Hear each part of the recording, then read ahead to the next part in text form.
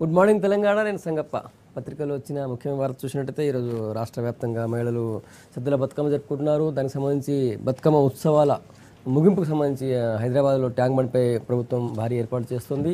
LB stadium నుంచి tank bund వరకు rally వస్తుంది. తర్వాత ట్యాంక్ బండ్పై సద్దుల బతుకమ్మ ముగింపు ఉత్సవాలు ఉంటాయి సాయంత్రం ఈరోజు. దానికి సంబంధించిన వార్త ప్రధానంగా అన్ని పత్రికలు తీసుకున్న తర్వాత ప్రభుత్వం కూడా ఈరోజు సెలవు దినంగా ప్రకటించింది. ఇక ఇతర వార్తలు చూసినట్టయితే ఈ వాటర్ గ్రిడ్కి సంబంధించి కాంగ్రెస్ తర్వాత అధికార పార్టీ మధ్య ఆరోపణలు ప్రత్యారోపణలు తారాస్థాయికి చేరాయి. ఒకవేళ వాటర్ గ్రిడ్లో అవినీతి ఉన్నట్లయితే నేను రాజకీయాలను తప్పుకుంటా అని చెప్పి నిన్న మంత్రి కేటీఆర్ ఆదిలాబాద్ జిల్లాలో సవాల్ విసిరారు. మీరు 60 ఏళ్లలో చేయలేంది 60 నెలల్లో చేసి చూపిస్తానని చెప్పి ఆయన చెప్పారు. దానికి సంబంధించిన వార్త ప్రధానంగా ఉంది. ఆ తర్వాత ఎస్సీలకు 3 ఎకరాలు ఇస్తున్నాం, అలాగే ఎస్టీలకు కూడా 3 ఎకరాల వ్యవసాయ భూమి ఇస్తామని చెప్పి నిన్న మంత్రి హరీష్ రావు మెదక్ జిల్లా నారంఖేడ్లో ప్రకటించారు. దానికి సంబంధించిన వార్త కూడా ప్రధానంగా ఉంది. అటు వరంగల్ బై ఎలక్షన్ హీట్ అప్పుడే బాగా స్టార్ట్ అయింది. మన టీఆర్ఎస్ తర్వాత నిన్న కాంగ్రెస్ ఒకరిపై ఒకరు ప్రతి విమర్శలు చేసుకుంటున్నారు. వరంగల్ టార్గెట్గా ఆ వార్త కూడా మెయిన్గా ఉంది. ఈ అంశాలపై చర్చించేందుకు స్టూడియోలో టీడీపీ నుంచి పాల్వాయి రజనీ కుమార్ గారు, తర్వాత బీజేపీ నుంచి శ్రీధర్ రెడ్డి గారు, తర్వాత మా వరంగల్ స్టూడియో నుంచి కాంగ్రెస్ మాజీ ఎమ్మెల్యే కొండెట్టి శ్రీధర్ మనతో ఉన్నారు.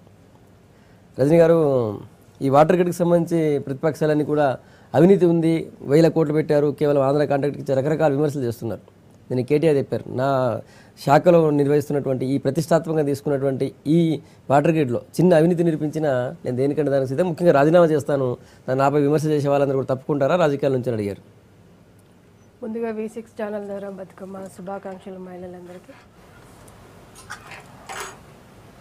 టీఆర్ఎస్ ప్రభుత్వం మీద ఎన్నో ఆశలు పెట్టుకున్నటువంటి ఈ ప్రజలకి ఒక్కటైనా కూడా ఈ రోజు వరకు ఒక కన్స్ట్రక్టివ్గా చేసినటువంటి ఈ ప్రభుత్వం చేసినటువంటిది ఒక్కటి కూడా లేదు. పూర్తి స్థాయిలో పేపర్లలో ప్రకటనలు ఇస్తున్నారు, పనులు జరగట్లేవు, డబ్బులు మాత్రం వాళ్ళ కాంట్రాక్టర్లకు పోతున్నాయి. అంటే ఏంటి, ఎక్కడ లోపం జరుగుతుంది, అవినీతి జరుగుతుందని చెప్పడానికి కాంట్రాక్టర్లకు మధ్య మంత్రులకు మధ్య జరుగుతున్న వ్యవహారము. ఇప్పుడు వాటర్ గ్రిడ్ మీద వీళ్ళు 22,000 కోట్ల రూపాయలు వెచ్చిస్తామని చెప్పారు. ఇప్పటి వరకు ఎన్ని వేల కోట్లు వెచ్చించారో దానికి ఒక శ్వేతపత్రం విడుదల చేయాలి. చేసిన దాని మీద ఎంతవరకు వీళ్ళు ప్రోగ్రెస్ చూపిస్తారు. ఇప్పుడు ఖమ్మంలో, వరంగల్లో, కరీంనగర్లో, మహబూబ్ నగర్లో అన్ని చోట్ల కూడా మేము వాటర్ గ్రిడ్ స్టార్ట్ చేసినామని పైలాన్లు కట్టారు. పైలాన్ల వరకు అంటే పైలాన్లకి 2 కోట్లు 3 కోట్లు వెచ్చిస్తున్నటువంటి ఈ ప్రభుత్వము ఏ రకంగా వీళ్ళు ఇంతవరకు ఎంత కన్స్ట్రక్టివ్గా చేశారనేది ఇంతవరకు మనకి ఎక్కడ కూడా చూపించినటువంటి దాఖలాలు లేవు. అంటే మా జిల్లాలో కూడా చూసినా ఇంతవరకు ప్రోగ్రెసివ్గా 1 కిలోమీటర్ కూడా పూర్తి చేసినటువంటి పరిస్థితులు లేవు. ఇందులో అవినీతి చోటు ఎక్కడ ఉందంటే పైపులలో ఉందండి. మీరే స్టార్ట్ కాలేదు ఇంకా అంటున్నారు, పైగా మళ్ళీ అవినీతి అంటున్నారు. అంటే ఇప్పుడు పని ఏం స్టార్ట్ కాలేదు, నిధులు మాత్రం విడుదల చేస్తున్నారు. కాంట్రాక్టర్లకు అయితే నిధులు విడుదల చేస్తున్నారు. మేము అంటున్నారు వీళ్ళు మళ్ళీ మేము మొబిలైజేషన్ అడ్వాన్సులు కూడా ఇవ్వట్లేము, మా ప్రభుత్వం ఎటువంటి అడ్వాన్సులు కూడా ఇవ్వట్లేము అని చెప్తున్నారు. బట్ నిధులైతే రిలీజ్ అవుతున్నాయి, పనులు మాత్రం జరగట్లేవు. మేము స్వయంగా చూసినటువంటి సందర్భం అంటే కన్స్ట్రక్టివ్గా వర్క్ జరుగుతున్నటువంటి సందర్భాలు అయితే లేవు, ఇంతవరకు లేవు. కాబట్టి నిధులు ఎవరికి రిలీజ్ చేస్తున్నారు, ముందే పర్సంటేజీలు తీసుకొని కాంట్రాక్టర్లకు ఇస్తున్నారు అనేది పెద్ద మీ మీద 8% 10% అది కూడా మాట్లాడుతున్నటువంటి సందర్భాలు బహిరంగంగానే అట్లా మాట్లాడితేనే వాళ్ళ ఆఫీసులలోకి పోతారు, లేదంటే లేదు అని చెప్పేసి మాట్లాడుకుంటున్న సందర్భాలు కాంట్రాక్టర్లు కూడా వ్యక్తం చేస్తున్నారు. బయట వాళ్ళు కూడా చాలా ఇబ్బందులు పడుతున్నారు. ఈ రకంగా ఉంది కాబట్టి ముఖ్యంగా ఈ వాటర్ గ్రిడ్లో పెద్ద ఎత్తున పైపుల ద్వారా కానీ వీటి ద్వారా అవినీతి జరుగుతుందనేది వాస్తవము. అది జరుగుతుంది కాబట్టి జరగట్లేదని చెప్పడానికి వీళ్ళు చెప్పుకోవాలి, మేము ఇంత పని చేసినాం, ఇంత 100 రూపాయల పనికి మేము ఇవి చేసినామని చెప్పుకోవాల్సిన పరిస్థితి వీళ్ళ మీద ఉంది. అది ఇంతవరకు జరగలేదు. రైట్. చర్చలో టీఆర్ఎస్ నుంచి పొలిట్ బ్యూరో సభ్యుడు వీరల శ్రీనివాస్ వచ్చారు. శ్రీధర్రెడ్డి గారు, భగీరథ ప్రయత్నం ఇది, ప్రతిపక్షాలు అడ్డుపడుతున్నాయి, మీరు అడ్డుపడ్డా కూడా మేము ఇంటింటికి నీళ్ళు అందించి చూపిస్తామని చెప్పి మంత్రి అంటున్నారు. ఇప్పుడు మీరు భుజాలు తడవకుండా ఎందుకు, ఎవరు అడ్డుపడ్డారు? ఈ ప్రాజెక్ట్ చేయొద్దని చెప్పాము ఎక్కడైనా. వాటర్ గ్రిడ్ అనేది డెఫినెట్గా లక్ష్యం మంచిదని చెప్పేసి ముందు నుంచి కూడా చెప్పాము. కాకపోతే మీరు తెలంగాణ రాకముందు కాంట్రాక్టర్లు అంతా ఆంధ్ర వాళ్ళు ఉండే, లేకపోతే ఆంధ్ర వాళ్ళకు తాబేదారులు ఉండే అని చెప్పినటువంటి మీరు ఇవాళ వాటర్ గ్రిడ్ విషయానికి వచ్చే వరకు ప్రతిపక్షాలు ఏమడుగుతున్నాయంటే మీ యొక్క ప్లానింగ్లో కానీ మీ యొక్క ఫండ్స్ రేజింగ్ ప్రోగ్రాంలో కానీ పారదర్శకత లేదు. మీరు తెచ్చే 30,000, 35,000, 40,000 కోట్ల రూపాయలు ఎక్కడి నుంచి తీసుకొస్తారు? ఓకే, రుణం కొంతవరకు వస్తుండొచ్చు, కానీ రాష్ట్ర అవసరాల దృష్ట్యా మిగతా లోకల్ అక్రూయల్స్ ఎక్కడి నుంచి తీసుకొస్తారనే విషయం మీద పారదర్శకత లేదనే విషయాన్ని రేజ్ చేసే ప్రయత్నం చేస్తూ ఉన్నాము. తర్వాత ఈ కాంట్రాక్టర్లు అంతా కూడా ఇప్పటికీ నాకు తెలిసి 11,000 కోట్ల వరకు టెండర్లు పిలిస్తే 7-8 కోట్ల వరకు టెండర్లు ఒకటే ఒక కంపెనీకి ఫైనలైజ్ అయ్యాయని చెప్పి, ఆ కంపెనీ కూడా గతంలో రాజశేఖర రెడ్డి గారి ప్రభుత్వంలో కీలకంగా చక్రం తిప్పినటువంటి నేత యొక్క అండదండలతో నడిచేటువంటి ఆ కంపెనీకే మళ్ళీ దక్కాయని చెప్పి, దీంట్లో నిజంగా తెలంగాణ వాదులను, తెలంగాణ వాసులను, తెలంగాణ కాంట్రాక్టులను, మరొకరిని, వ్యాపారవేత్తలను బాగు చేయాలంటే తెలంగాణ జరిగే ప్రాజెక్టులో వీళ్ళకి భాగస్వామ్యం ఎక్కడిదని ప్రశ్నిస్తూ ఉంటే దానికి సమాధానం చెప్పకుండా నేను రాజీనామా చేస్తాను, మరొకటి చేస్తాను, వీళ్ళు గబ్బిలాలు, మరొకటి మీరు మాట్లాడచ్చు. శ్రీధర్ గారు కాంట్రాక్టర్లను బాగు చేయాలని, కాంట్రాక్టుల కోసమని ప్రాజెక్టులు పెట్టరు. తెలంగాణ కాంట్రాక్టర్ బాగు చేయాలి, ఆంధ్ర కాంట్రాక్టర్ ఇచ్చారు, అదే తెలంగాణ కాంట్రాక్టర్ ఇస్తే తెలంగాణ కాంట్రాక్టర్ నేను మాట్లాడలేదు. తెలంగాణ కాంట్రాక్టర్ల గురించి ఒకటి అంటే తెలంగాణలో ఉన్నటువంటి వ్యాపారవేత్తలకు, తెలంగాణలో ఉండే పైప్ మ్యానుఫ్యాక్చరర్స్ కు మీరు 35-40 వేల కోట్ల రూపాయలు మీరు ప్రాజెక్ట్ చేస్తూ ఉంటే దాంట్లో ఒక 10-15 వేల కోట్ల రూపాయలు ఈ మ్యానుఫ్యాక్చరింగ్కి సంబంధించినటువంటి పైపులు కావచ్చు, మరొకటి అయితే అంటే తెలంగాణ వ్యాపారవేత్తలకు ఇవ్వాల్సిన అవసరం లేదా? అంటే వాళ్ళు బతకాల్సిన అవసరం లేదా? అంటే కాంట్రాక్టరే బతుకాడు, కాంట్రాక్టర్ కింద మ్యానుఫ్యాక్చరర్ బతుకుతాడు, లేబర్ బతుకుతాడు, డ్రైవర్ బతుకుతాడు, టిప్పర్ రోడ్ బతుకుతాడు, లేకపోతే నేను ఎవరిని వెనకేసే ప్రయత్నం చేయట్లేదు. కానీ ఆ వ్యవస్థ, ఆర్థిక వ్యవస్థ అంతా కూడా, ఆ ఆర్థిక ఫలాలన్నీ కూడా ఇక్కడ వాళ్ళకి రావాలనే కదా మీరు మాట్లాడింది. ఇప్పుడు అది రావట్లేదని మా ఉద్దేశం, దాని వెనుక ఉన్నటువంటి ఉద్దేశం అది ఒకటి. అది రెండోది పారదర్శకత లేదు ఫండ్స్ రేజింగ్లో కానీ, తర్వాత ఎక్స్పెండిచర్లో కానీ. మీరు చెప్పే లక్ష్యానికి చేసేటటువంటి ఖర్చుకి పొందన లేదు.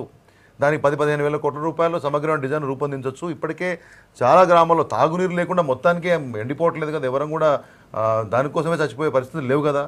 కానీ దీని పేరుతోటి పెద్ద ఎత్తున ఏమన్నా డబ్బులు వెనకేసే ప్రయత్నం జరుగుతుంది. అంత మేరకు 35-40 వేల కోట్ల రూపాయలు అవసరం లేదు, 15-20 వేల కోట్ల రూపాయలు దీన్ని సరిపుచ్చొచ్చని చెప్పేసి కొన్ని నిపుణుల అభిప్రాయాలు వస్తూ ఉన్నాయి. దాన్ని మీరు రివ్యూ చేసే ప్రయత్నం ఎందుకు చేయట్లేదు? ఇప్పుడు డెఫినెట్గా ఒక అభిప్రాయం చెప్పినప్పుడు కాంగ్రెస్ పార్టీ, భారతీయ జనతా పార్టీ, ఇలా టీడీపీ మాట్లాడినప్పుడు మీరు కన్స్ట్రక్టివ్ వెనక రండి. No this is the design, ఇది డిజైను, ఇంత చేస్తూ ఉన్నాము, ఈ టెండర్ ఎందుకే పిలిచాము, కొంతమేరకు దాని మీద ఒక వైట్ పేపర్ ఇచ్చో లేకపోతే క్లారిటీ ఇచ్చే ప్రయత్నం చేయండి కదా. ఎదురుదాడి ఎందుకు? ఎప్పుడైతే మీరు ఎదురుదాడి చేస్తారో మీ బలహీనత దాంట్లో కనబడుతుంది. నేను ఇప్పుడు మాట్లాడిన కాంట్రాక్టుల విషయానికి మళ్ళీ వస్తాయి అవసరం అయితే. ఓన్లీ ఆంధ్ర ప్రాంతం వాళ్ళైతేనే ఎందుకు ఇస్తా ఉన్నారు? మరి వాళ్ళకే ఉందా కెపాసిటీ? అవును, టెక్నికల్గా ఒక కంపెనీ, ఏ కంపెనీ అయితే దానికి ఎలిజిబుల్ ఉందో ఆ కంపెనీకి మాత్రమే చిన్న చిన్న సైజులుగా విడిదీయండి. నేను చెప్పేది ఏంటంటే మన పారిశ్రామికవేత్తలకు, మన మ్యానుఫ్యాక్చరర్స్కు, మన దగ్గర ఉన్నటువంటి వృత్తిదారులకు, మన దగ్గర ఉన్న లేబర్కి ఎప్పుడు అవకాశం దొరుకుతుంది? మీరు మళ్ళీ పాత, నేను కూడా చెప్పాను, రాజశేఖర రెడ్డి గారి ప్రభుత్వంలో కీలక చక్రం తిప్పిన ఒక నేతకు సంబంధించినటువంటి అండదండ నడుస్తుంది. ప్రజలకు తెలుసు, నేను చెప్పనక్కర్లే, మీరు చెప్పనక్కర్లే, బ్రహ్మాండం తెలుసు వారందరికీ కూడా. Okay, right. కాంగ్రెస్ నుంచి కొండటి శ్రీధర్ ఉన్నారు. శ్రీధర్ గారు మీరేమంటారు? ముఖ్యంగా వాటర్ గిడ్పై పదే జానారెడ్డి, ఉత్తమ్ కుమార్ రెడ్డి విమర్శలు చేస్తున్నారు. ఇన్ని రోజులు ఫ్లోరోసిస్తో బాధపడుతున్న వాళ్ళకి, ఫ్లోరైడ్తో బాధపడుతున్న వాళ్ళకి తాగడానికి నీళ్ళు ఇవ్వలేదు, మీరు మేము ఇస్తామంటే అడ్డుపడుతున్నారని చెప్పి మంత్రి అంటున్నారు.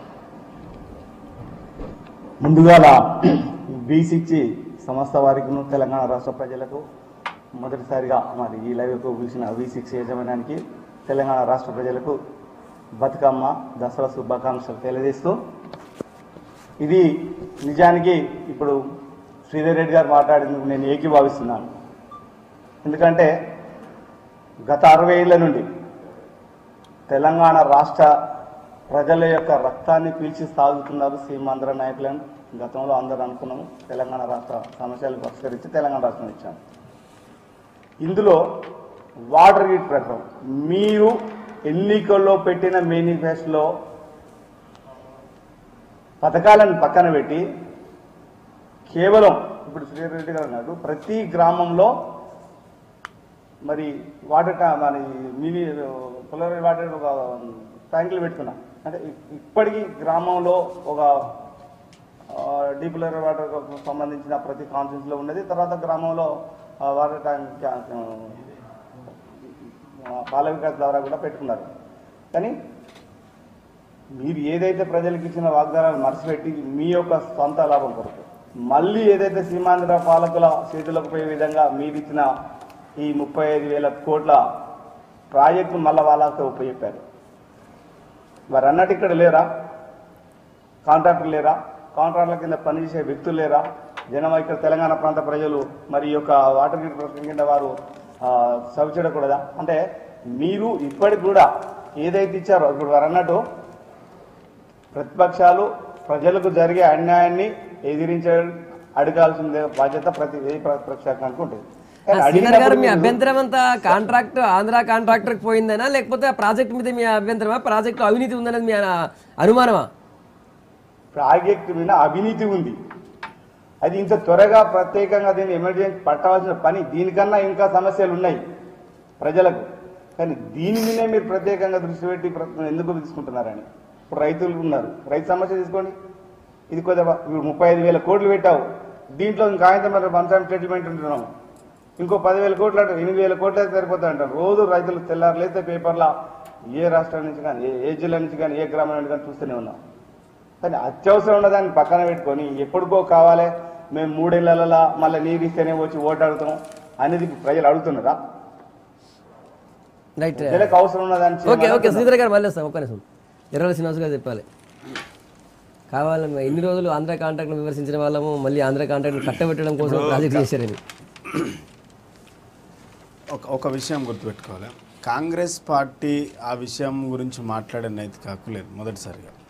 ఎందుకంటే ఏ విషయం గురించి అంటే కాంట్రాక్టులకు దోషిపెట్టే వ్యవస్థ గురించి మాట్లాడే నైతిక హక్కు కాంగ్రెస్ పార్టీకి లేదు. మేము మొదటగా చెప్పేది ఏంటంటే, మేము పైప్ లైన్ వేసినా లేకుంటే ఇంకో లైన్ వేసినా కాంట్రాక్టుల కోసము, కమిషన్ల కోసము, టెండర్ల కోసము, లేకుంటే కిందోడెవడో బతకడానికి కోసం వేస్తలేము. ప్రజల కోసము, ప్రజల సంక్షేమం కోసమే వేస్తున్నామన్న సంగతి గుర్తుపెట్టుకోవాలి. మీరు గతంలో 60 ఏళ్ళలో చేసిన వినండి బైసాబ్, వినండి, మీరు మాట్లాడినప్పుడు మీరు వినాలి. వినండి బైసాబ్, వినండి శ్రీధర్ గారు, వినండి. ఇచ్చినామంటలేమండి, ప్రజల సమస్యలను ముందుగా పరిష్కరించమంటున్నా కానీ కాంట్రాక్టులకు మీరు తీసుకున్నారని అంటే మీరు చెప్పిండ్రు, మళ్ళీ అది మర్చిపోతున్నట్టున్నారు. మీరు చెప్పిండ్రు ఇది ఆలోచించండి, ఉలిక్కి పడకండి అన్నారు ఇంతకుముందే. శ్రీధర్ అన్న వినే, అయ్యో జస్ట్ విను, మాట్లాడేదాకా వినాలి కదా. మీరు హన్మకొండలు ఉంటే మేము హైదరాబాద్లో ఉంటే మేము చెప్పేది వినాలి కదా మీరు. అయితే నేనేమంటున్నా, మా శ్రీధర్ రెడ్డి గారు మాట్లాడినా, శ్రీధర్ గారు మాట్లాడినా, ఇది కాంట్రాక్టర్ల కోసము, కమిషన్ల కోసము కాదు, ఇది ప్రజా సంక్షేమం కోసము, ప్రజా అవసరాల కోసం దృష్టిలో పెట్టుకొని వేస్తున్నటువంటి లైన్. ఇది 1,25,000 కిలోమీటర్ల దూరం వేసేటువంటి పైప్ లైన్. మంత్రి గారు చాలా నిన్న చెప్పిండ్రు, చాలా సందర్భాలలో చెప్పిండ్రు, అసలు లైనే పని లేదు, అవినీతి జరిగిందని మీరు అంటున్నారు. అసలు అవినీతి ఎక్కడ జరిగిందో చెప్పమని మేము అంటున్నాం, బాజాబ్తా అడుగుతున్నాం కదా. అవినీతి జరిగితే బాజాబ్తా రాజీనామా చేస్తామని చెప్పినాం, అంతకంటే క్లారిటీ ఏముంటుంది? అవినీతి చేయడం అలవాటు కాంగ్రెస్ పార్టీకి, అవినీతి పనులు చేయడం, అక్రమాల పనులు చేయడం కాంగ్రెస్కి అలవాటు. టెండర్లు వెనుక ఫాలోవర్స్ కోసము, లేకుంటే ఎవరో కాంట్రాక్టర్ల కోసము, కమిషన్ల కోసం ఇచ్చే అలవాటు కాంగ్రెస్ పార్టీకి. ఇలా మాకన్నా ఆ చరిత్ర లేదు అని చెప్తా ఉన్నాం. నిజంగానే మీరు మంత్రిగా, మీ పార్టీ మంత్రులుగా చేసిండ్రు, మాకంటే చాలా అనుభవం ఉన్నటువంటి పార్టీ నాయకులు మీ వాళ్ళు, మీరు తీయండి, ఇంతకంటే క్లారిటీ ఏముంటుంది?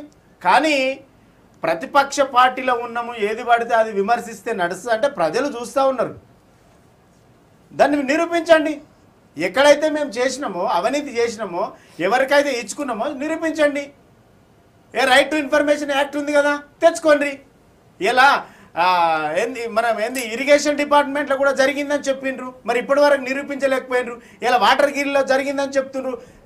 మంత్రి అన్నాడు కదా, దమ్ముంటే మీరు బయట పెట్టండి అని. ఇలా మేము కూడా అడుగుతున్నాం V6 సాక్షిగా, మీరు నిజంగానే మీ దగ్గర ఆధారాలు ఉంటే, చిత్తశుద్ధి ఉంటే, అనుభవం పనిచేసిన అనుభవం ఉంది కాబట్టి మీరు 24 గంటల్లో బయట పెట్టండి. ఏదో ఊరికే డబ్బల రాళ్ళేసి ఊపినట్టు మాటలు మాట్లాడితే కుదరదు, నిజంగా గుర్తుపెట్టుకోండి. శ్రీనివాస్ గారు బాగా చెప్పినారు. మేము చెప్పింది ఇక్కడ విషయం అంటే ఏంది, మీరు అదే చెప్పినారు. మీరు చదువుకుంటారు ఎందుకు? అవినీతి ఉన్నది అటువంటి ఒక ఆలోచన లేకపోతే అటువంటి ఒకవేళ ఎవరికన్నా ఆలోచన వస్తే దాని గురించి మాట్లాడితే మీరు దాన్ని సామరస్యంగానో లేకపోతే ఒక పద్ధతి ప్రకారం వివరించేది ఎదురుదాడి ఎందుకు చేస్తున్నారు? రెండోది నిజంగా ఇప్పుడు శ్రీనివాస్ గారు నేను చెప్పేదేనండి, ఇప్పుడు ఇసుక మాఫియా విషయంలో ఇవాళ రాష్ట్రంలో పూర్తి అభ్యంతరాలు ఉన్నాయి. ఎక్కడెక్కడ నిన్న పేపర్లో చూసాం, నల్గొండ జిల్లాలో ఒక మంత్రి గారు అంచర్లు విలేకరుని బెదిరిస్తే మొత్తం విలేకరులంతా రోజంతా ధర్నా చేసిన సందర్భం చూసినాం. రంగారెడ్డి జిల్లాలో ఒక ఎస్ఐ చనిపోయినాడు, ఒక గిరిజన కుటుంబానికి సంబంధించిన ఒక ఎస్ఐ కష్టపడి పైకి వచ్చినటువంటి వ్యక్తి ఆత్మహత్య చేసుకోవడం చెప్పి చిత్రీకరించబడింది. హత్య అని చెప్పేసి అనుమానంలో నుంచి మాట్లాడితే ఇవాళ వరకు ఆ రోజు తర్వాత ఇవాళ దాని గురించి మాట్లాడిన వాళ్ళు ఉన్నారు. అంటే ఆయన ఇసుక మాఫియాకి వ్యతిరేకంగా పోరాడితే ఒక ఎస్ఐని కూడా అనుమానాస్పదంగా చనిపోయాడు అని చెప్పేసి రాశారు, ఇంకా తెలియదు కానీ చంపబడ్డాడు అని చెప్పేసి అనుమానాలు ప్రజల్లో ఉన్నాయి. దాని వెనుక కొంతమంది అధికార పార్టీ నాయకుల యొక్క కుట్రలు ఉన్నాయి అని చెప్పేసి మాట్లాడుతూ ఉన్నారు. అంటే అవినీతి గురించి మాట్లాడినా లేకపోతే మరో దాని గురించి మాట్లాడినా అధికారం వాళ్ళకి అధికారం పోతుంది, అధికారం లేని వాళ్ళు ఈ రకంగా వేధింపులకు గురవుతారనేటువంటి విషయం తెలుస్తున్నప్పుడు ఎవరు మాట్లాడతారు? కనీసం రాష్ట్ర స్థాయిలోనో ఈ స్థాయిలోనో దీంట్లో అనుమానాలు ఉన్నాయని చెప్పినప్పుడు మీరు నివృత్తి చేయండి. దాని గురించి ఎదురుదాడి ఎందుకు? రాజీనామా చేసే అవసరం లేదు. కేటీఆర్ గారు రాజీనామా చేసే అవసరం, వాటర్ గ్రిడ్ కంప్లీట్ కావాలి, అందరికి మంచినీళ్ళు రావాలి, కానీ 40,000 కోట్ల రూపాయలు అక్కర్లేదేమో, యూ కెన్ రివ్యూ ఇట్ అని చెప్పి చెప్తా ఉన్నారు. ఇప్పుడు నేను అదే చెప్పిన, మాట్లాడితే ఎదురుదాడి కాదు, ప్రతిపక్షాలు మాట్లాడిన దానికి ఖచ్చితంగా ఎదురుదాడి ఉంటుంది. ఇలా మేము సమాధానం చెప్పాల్సినటువంటి బాధ్యత మా మీద ఉంటుంది. సో మేము సమాధానమే చెప్పినాం, మీరు ఎదురుదాడి ఫైటింగ్ చేసినాం అని అనుకుంటే మేమేం చేయలేము. అయితే మేమేమంటున్నాం, అవినీతి జరిగింది. ఇప్పుడు తను కూడా చెప్పింది, టీడీపీ నాయకులు కూడా చెప్పింది, పైప్ లైనే వేయలేదు, అవినీతి జరిగింది. పచ్చ కామెరలకు దేశం అంతా పచ్చగా పడదు, మరి పచ్చ కట్లే కనబడుతుందా? ఎక్కడ జరిగిందో నిరూపించాలి. చెప్తారు. కేటీఆర్ గారికి కొన్ని మానస పత్రికల్లాగా గ్రామీణ జ్యోతి అని ఇదని పెట్టుకున్నారు, ఒక్కొక్కరు. ఇప్పుడు హరీష్ రావు మిషన్ కాకతీయ, వీరు వాటర్ గ్రిడ్, అట్లా. ఒక్క నిమిషం అంటే మీ దగ్గర మంత్రులు ఎవరు లేరా అండి? మీకు ఎంతమంది మంత్రులు మీ క్యాబినెట్ లో? శ్రీనివాస్ గారు, మీ క్యాబినెట్ లో ఎంతమంది మంత్రులు ఉన్నారు? మీ మంత్రులందరికీ మీకున్న శాఖలల్లో మీ మంత్రులకి మీరు ఇచ్చినటువంటి కేటాయించినటువంటి శాఖలేంటి? 1,00,00,000 కోట్ల రూపాయల విలువైనటువంటి పనులన్నీ శ్రీనివాస్ గారు, ఒక్క నిమిషం, మీరు నేను మాట్లాడేటప్పుడు నేను మాట్లాడాలి. ఇప్పుడు ఒక కేటీఆర్ గారికి, హరీష్ రావు గారికి, తర్వాత కేటాయించినటువంటి పనుల, ముఖ్యమంత్రి గారి దగ్గర ఉన్నటువంటి కేటాయించిన పనులలోకే 1,00,00,000 కోట్ల రూపాయల నిధులు వీరు వెచ్చిస్తే, మిగతా క్యాబినెట్ కూడా ఉంది, వాళ్ళకు కూడా వాళ్ళ స్థాయిలో వాళ్ళు అభివృద్ధి చేయాల్సినటువంటి అవసరం ఉంది. ఇప్పుడు ఈయన 36,000 కోట్లు అంటారు, ఇంకొక 40,000 కోట్లు అంటారు. అంటే అభివృద్ధి అంతా మీ చేతిలో ఉండి, అభివృద్ధి అంతా మీరు చేస్తున్నట్లు. ఒక నిమిషం,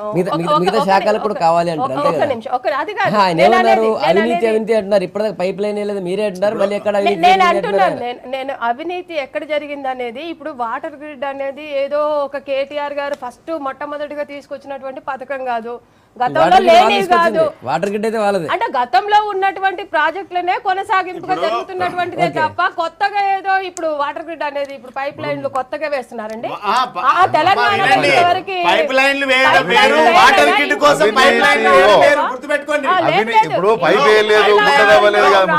drainage pipe line water grid కోసమే కేవలం కిలోమీటర్లకు దూరం ఈ పైప్ లైన్ లేయడం జరుగుతుంది. గతంలో ఎప్పుడు లేదు. హర్షించాల్సింది ఏంటంటే మమ్మల్ని హర్షించాల్సింది చెప్పాలి మరి, ఎందుకంటే 60 ఏళ్ళ మేము చేస్తున్నాం. కానీ భారతదేశంలో ఏ రాష్ట్రంలో చేయనటువంటి కార్యక్రమం వాటర్ గ్రిడ్ ప్రోగ్రామ్, దాంతోపాటు చెరువుల పునరుద్ధరణ అనేటువంటి కార్యక్రమం కూడా భారతదేశం లెవెల్. ఈ రెండు కార్యక్రమాలకు నిధులు ఎందుకు మీరు ఊరికేనే తూములు వేసి తూముల కింద మట్టి పెట్టేసి చేతులు దులుపుకున్నటువంటి ప్రభుత్వాలు. ప్రశ్న అడిగినారు, అవినీతి ఏడ జరుగుతుంది? అవినీతి ఏడ జరుగుతుంది అంటే రాజశేఖర రెడ్డి గారి ప్రభుత్వంలోనో తర్వాత కాంగ్రెస్ ప్రభుత్వంలోనో ఏ రకంగా ఎక్కడి నుంచి పైసలు వచ్చినాయన్న సంగతి ప్రజలకు మనకంటే బ్రహ్మాండంగా తెలుసు.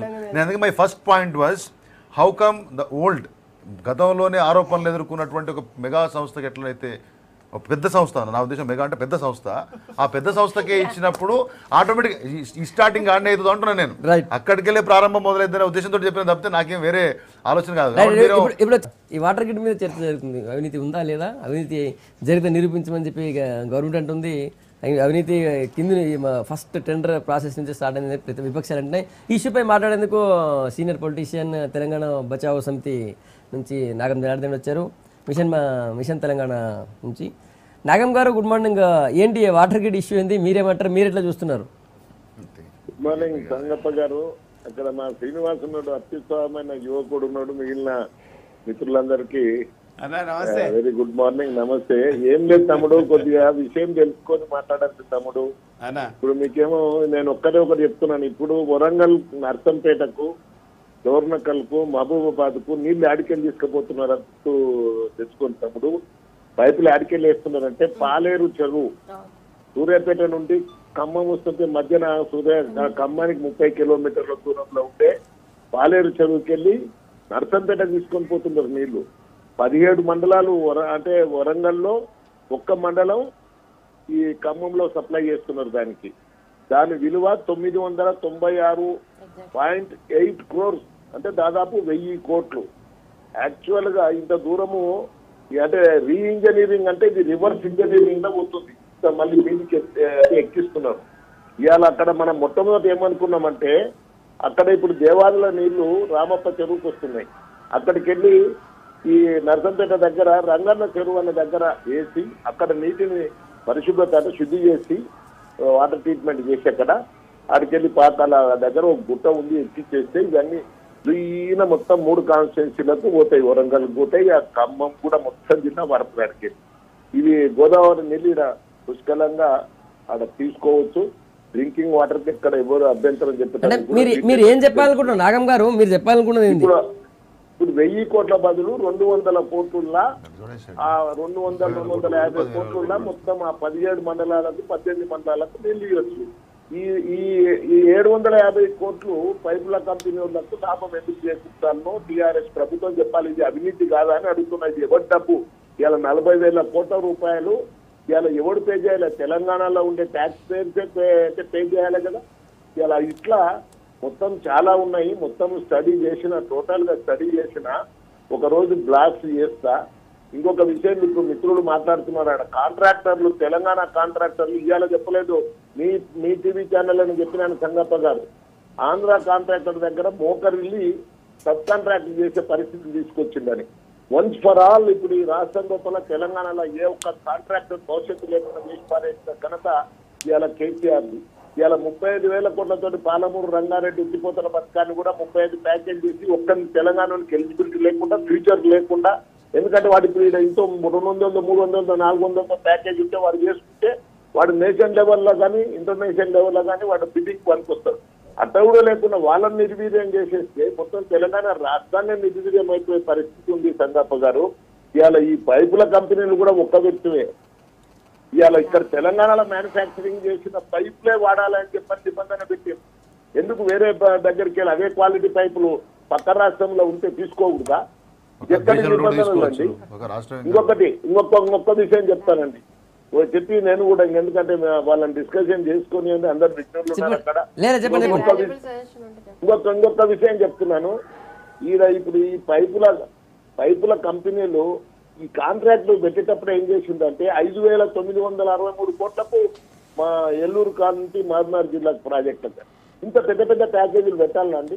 ఎలిజిబిలిటీ రావాలంటే ఇప్పుడు మొత్తం ఒక కాంట్రాక్టర్ రింగ్ లోనే ఉంది ఇదంతా మొత్తం. ఇప్పుడు ఆయన డైరెక్షన్ లోనే మొత్తం ఈ 40,000 కోట్లది. ఇప్పుడు ఆయన ఆడ పోయి కలిసిండు. ఏడా లక్నోలో పోయి ఆ కాంట్రాక్టర్ పోయి ముఖ్యమంత్రిని కలిసిండు అఖిలేష్ యాదవ్. ఆయన అదికెళ్ళి ఫోన్ చేపించిండు. మళ్ళీ ఈ ముఖ్యమంత్రిని పిలుచుకున్నారు. మళ్ళీ ఏం మాట్లాడుకున్నారు, ఏం కథను.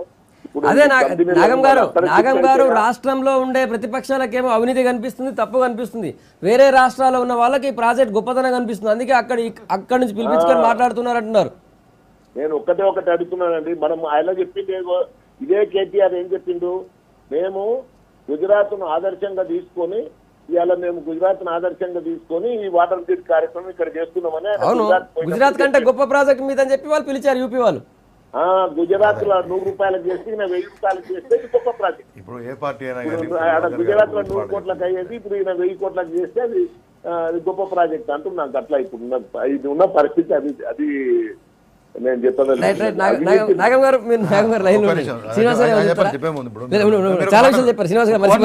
ఒకటే ఇప్పుడు ఏ పార్టీ అయినా కానీ మన కాంగ్రెస్ మాజీ ఎంపీ ఏమన్నారంటే ఇప్పుడు ఎవరైనా నేర్చుకోవాలంటే మన దగ్గరికి రావాలి, మనం పోయి చెప్పొచ్చు. వాళ్ళకి నచ్చితే మీరే అన్నారు కదా పైప్ ఏదవ్వాలి, గుంటనేదవ్వాలి, పైపులు వేయాలి. మరి ఏం కనపడ్డది అఖిలేష్ యాదవ్కు? పేపర్ మీద కనపడ్డదా? అంతకంటే మంచిది ఆడొక సీఈకి చెప్తే రాసిస్తాడు. ఉత్తరప్రదేశ్లో మీరట్ నుంచి ఇంకో దగ్గరికి, ఆడ నుంచి ఇటుకి లక్నో నుంచి ఇంకో దగ్గరికి ఎట్లా పైపులు వేయాలనో దాని పెద్ద విషయం కాదు. అంటే దేర్ ఇస్ సో మచ్ చాలా నాగం గారు ఏదో అంటున్నారు సార్. సంగప్ప గారు ఒక్కటే ఏంటంటే ఉత్తరప్రదేశ్ కు ఇది మంచిగా అనిపిస్తే ఆయన ఏం చేయాలంటే అక్కడికి వెళ్ళి ఒక టీమ్ ఆఫ్ ఇంజనీర్స్ తర్వాత అక్కడ ఉండే సెక్రటరీని లేదా కన్సర్న్ మంత్రిని పంపించి ఇలా పరిశీలించాలి. పంపిస్తాను, వస్తున్నారట వాళ్ళు కూడా. ప్రారంభం కాలే. మనం పోయి చెప్పండి ఫస్ట్ అంట దేశానికి ఏమన్నా మనం కన్సల్టెంట్స్ ఇట్లా రైట్ సార్. వాళ్ళు చూసుకుంటే కరెక్ట్ అవుతుంది. నాగం గారు ఒక నిమిషం. ఈడికెళ్ళి మంత్రి పోయి ఎవరి తరఫున పోయిండు? కాంట్రాక్టర్ల తరఫున పోయిందా? ఎవరి తరఫున పోయిందా? నేను కాంట్రాక్టర్ల కోసం పోయిందా? ఇది అవినీతి కాదా? ఇది ఎక్కడండి? ఇది మొత్తం బట్టబయలు చేస్తామండి. బట్టబయలు ఒకటి అంటే పెద్దలు మనము అంటే పెద్దలంటే చాలా గౌరవం. అయితే మనం కలిసిన వానితో అంటే కూడా ఎవరితోని కలిస్తే వాళ్ళతోని మనము అవినీతితోనే అంటగాగుతున్నాం అంటే మరి నేను దానికి ఏం సమాధానం చెప్పాలో అర్థం కాదు. అయితే ఇప్పుడు ఉత్తరప్రదేశ్కి పోయినా, బీహార్ పోయినా, ఇంకో రాష్ట్రం పోయినా, ఇంకో కేంద్ర మంత్రి కలిసినా, ఎవరిని కలిసినా ఇప్పుడు దీన్ని ఒప్పందాల కోసమే పోయినామా, లేకుంటే పత్రాలు మార్చుకోనికి పోయినామా, లేకుంటే కమిషన్లు మాట్లాడడానికి పోయినామా అంటే ఇక మనం ఎవరిని కలవద్దు, ఎవరి ఇంట్లో వాళ్ళే రాజకీయాలు చేసుకోవాలంటే ఇది ఎంతవరకు సాధ్యమవుతుందో సాధ్యం కాదు నాకైతే తెలియదు. అయితే ఇక్కడ మనం ఈ రాష్ట్రంలో చేసేటువంటి పనుల గురించి కానీ, కార్యక్రమాల గురించి కానీ, ఈ రాష్ట్ర ప్రభుత్వం ప్రవేశపెడుతున్నటువంటి పథకాల గురించి పక్క రాష్ట్రాలు హర్షం వ్యక్తం చేస్తూ ఉంది. అంటే వాళ్ళు చేసేటువంటి అంటే వాళ్ళకు అంటే నేనేమంటున్నా వినండి రజనీ గారు వినండి. అయితే వినమ్మా విను. అయితే నేనేమంటున్నా, అయితే వాళ్ళకు అనుభవం, నేనేమంటున్నా వాళ్ళకు అనుభవం లేకుండా మాట్లాడుతున్నారా? వినమ్మా నేను మాట్లాడని. నేనేమంటున్నా వాళ్ళు అనుభవం లేకుండా మాట్లాడుతుండ్రా? రాజకీయాలలో కొత్తగా ఉండి మాట్లాడుతున్నారా? లేకుంటే పథకాల మీద, సంక్షేమ పథకాల మీద ఈ కార్యక్రమం చేస్తున్నటువంటి పూర్తిగా అవగాహన లేకుండా మాట్లాడుతున్నారా?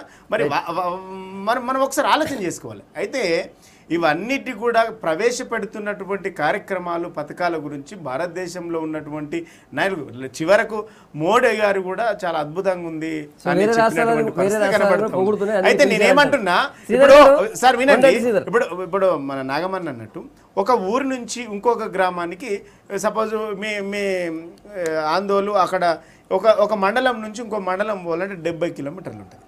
అంటే 70 కిలోమీటర్లకు పైప్ లైన్ వేయాలంటే ఖచ్చితంగా ఖర్చు అవుతుంది. దానికి వేరే దగ్గర చుట్టి ఇప్పుడు ఒక 70 గ్రామాలు ఈ 70 కిలోమీటర్ల దూరానికి లైన్ వేయడానికి లైన్ అయితే వేయాలి కదా, వాళ్ళకైతే వాటర్ వేయాలి కదా. అంటే ఇప్పుడు ఎట్లయినా వేయాలి కదా. కాంగ్రెస్ పార్టీ అవినీతి టార్గెట్ చేసి వేరే రాష్ట్రాలు ఏమో మమ్మల్ని మా పథకాలు బాగుందని చెప్పి శ్రీధర్ గారు, కొండటి శ్రీధర్ గారు.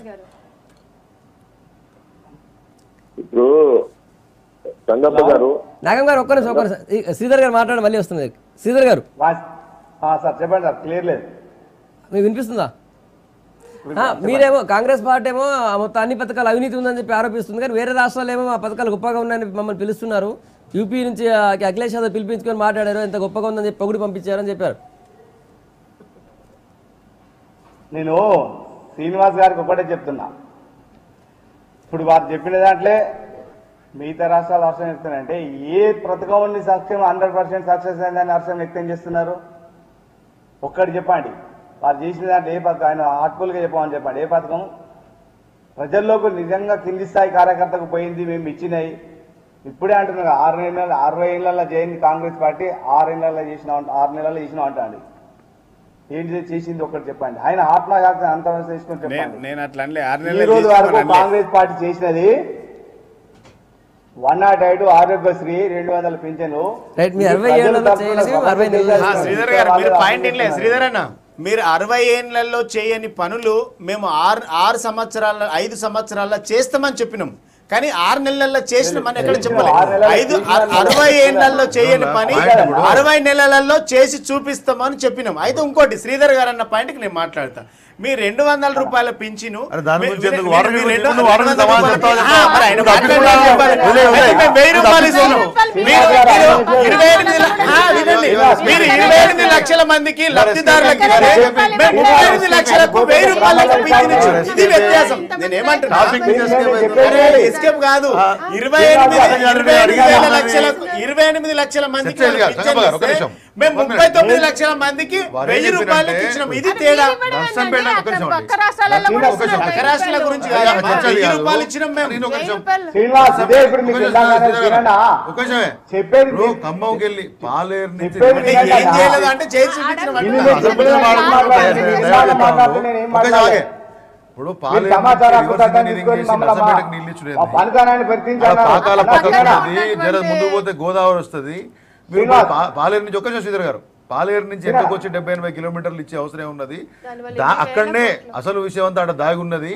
20 కిలోమీటర్లు వేసే దగ్గర 70 కిలోమీటర్లు వేస్తున్నావు. తర్వాత కాంట్రాక్టర్లు అంతా బయట వాళ్ళు వస్తున్నారని మా ఫస్ట్ పాయింట్ చెప్పిన. కాంట్రాక్టర్లు బయట వాళ్ళు రావడంలోనే, ప్యాకేజీలు పెద్దగా విభజించడంలోనే అసలు విషయం దాగి ఉన్నది. ఆ 7 కిలో వస్తాయంటే మీకంటే మాకంటే చూసేటోళ్ళకి ఇంటోళ్ళకి బాగా ఎరక. ఎందుకంటే కాంగ్రెస్ పార్టీలో బ్రహ్మాండంగా చూసినటువంటి విషయాలల్లో. కాబట్టి ఈ రివర్స్ ఇంజనీరింగ్ ఎందుకు నేను ముందు పాయింట్ చెప్పాను, 15,000 నుంచి 20,000 కోట్ల రూపాయలలో ఈ ప్రాజెక్ట్ నిజంగానే మీరు అనుకున్న దాన్ని కంప్లీట్ చేయొచ్చు అనేటువంటి విషయంలో నిపుణులు అభిప్రాయపడుతున్నారు. ఎందుకు 40,000 కోట్లకు పోయిందనే విషయం మీద క్లారిటీ రావాలని చెప్పారు. అదే నాగం గారు కొన్ని లెక్కలతో వివరించారు. ఆ విషయానికి సమాధానం చెప్పండి. చెప్పండి.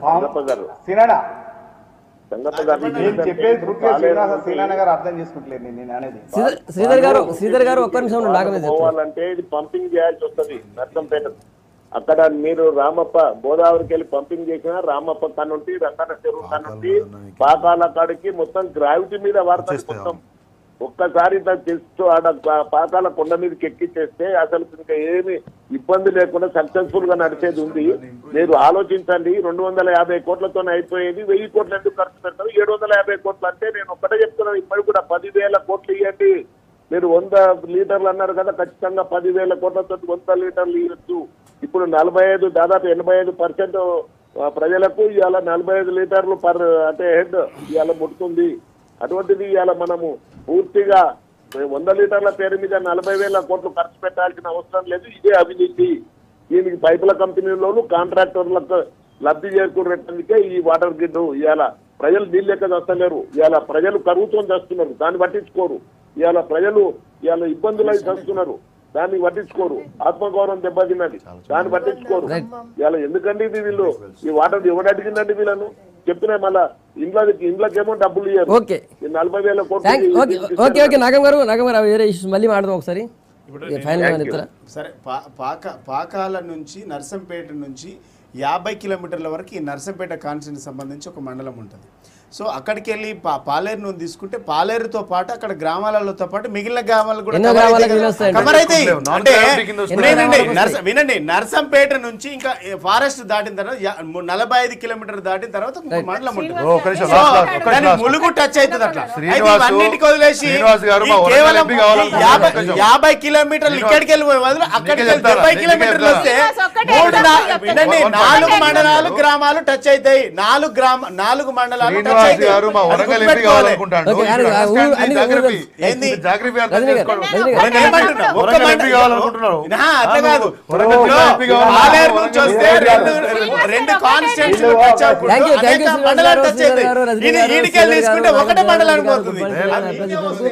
మార్నింగ్ మళ్ళీ కలుద్దాం.